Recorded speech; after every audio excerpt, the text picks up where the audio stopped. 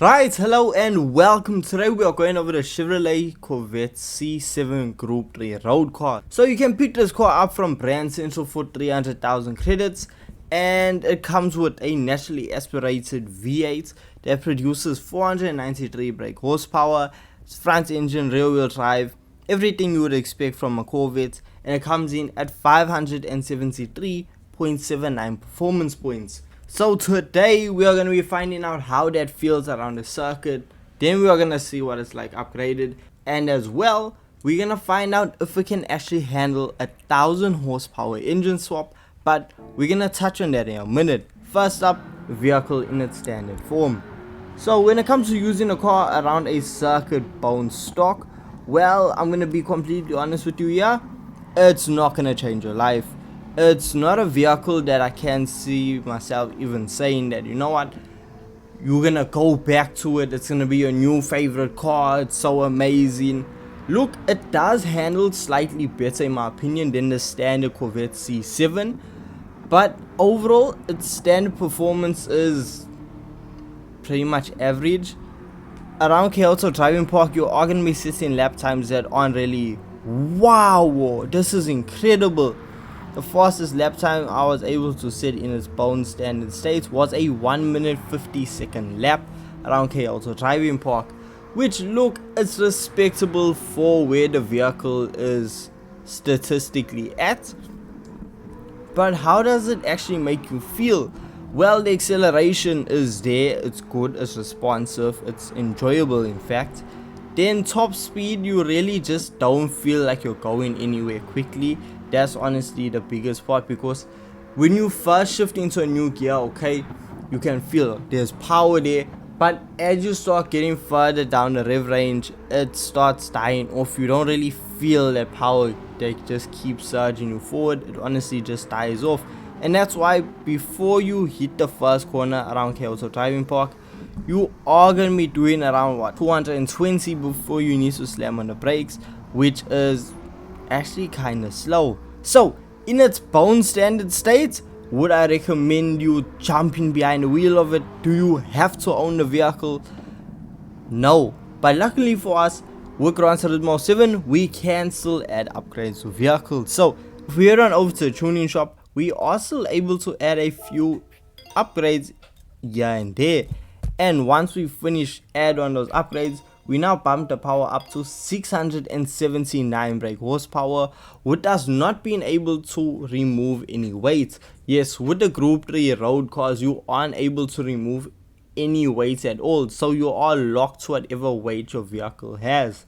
So after slapping on a supercharger and a few other parts, we are left with 679 brake horsepower.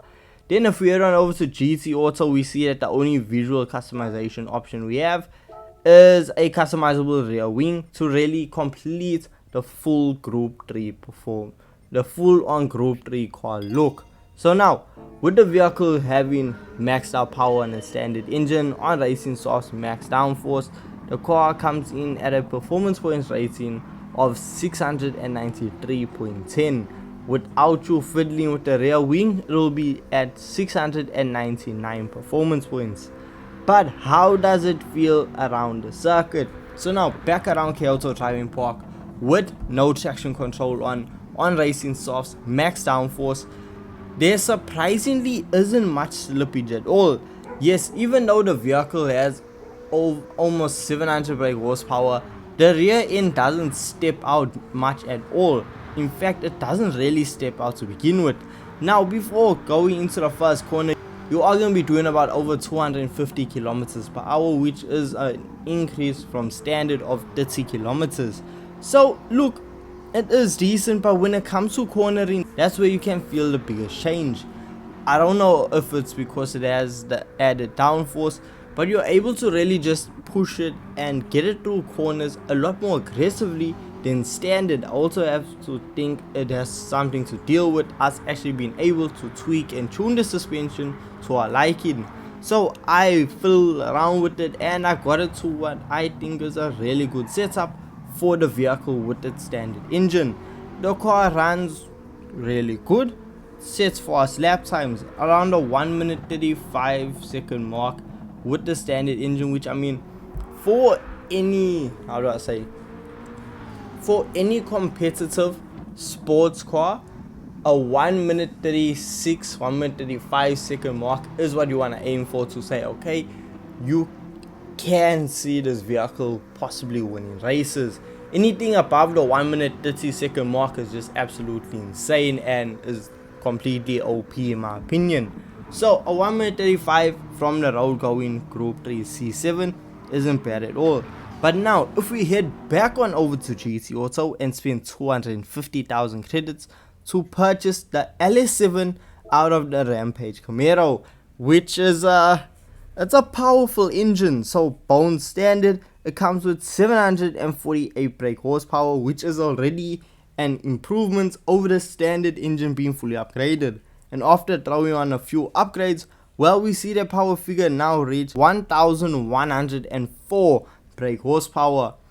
So we still aren't able, as I said, to remove any weight, so the added power increase should bring quite a change to performance. Now when it comes to handling, with us adding a lot more power, we see that the rear end does begin to start sliding out. It's nothing that you really have to be concerned about. It's not going to affect your lap times that drastically. However, when you do come to exiting corners, you are going to notice that the rear end will want to step out a lot more than the standard engine being fully upgraded. Now with this engine swap, don't think, okay, you know what, this is going to be great for money grinding or anything like that, because when it comes to fuel efficiency of the LS7 the Rampage, well, there is none. The fuel consumption is extremely strong with that engine, and it is no different with it being in the Corvette C7.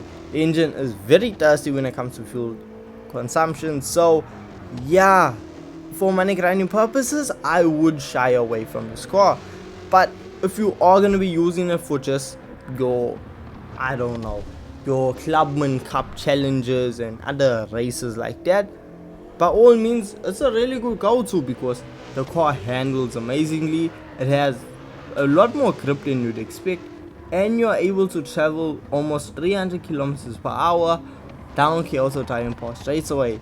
Now when it comes to lap times, you are gonna see your lap times now drop to 1 minute 33, with my fastest lap time being a 1 minute 32 second around the circuit.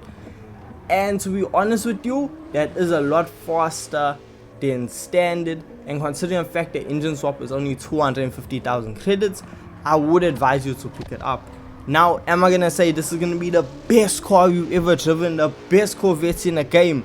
Absolutely not. However, if you do have some spare change laying around, or if you do already have this vehicle just laying in your garage and you haven't touched it, well, you might actually want to, because it might surprise you with how good this vehicle is. It's not going to be the best thing you've ever driven, however, it is a lot of fun for the time being. So if you guys do go on to enjoy this video, don't forget, leave a like, comment, subscribe for more Gran Turismo 7 content, and I will see you guys in the next one.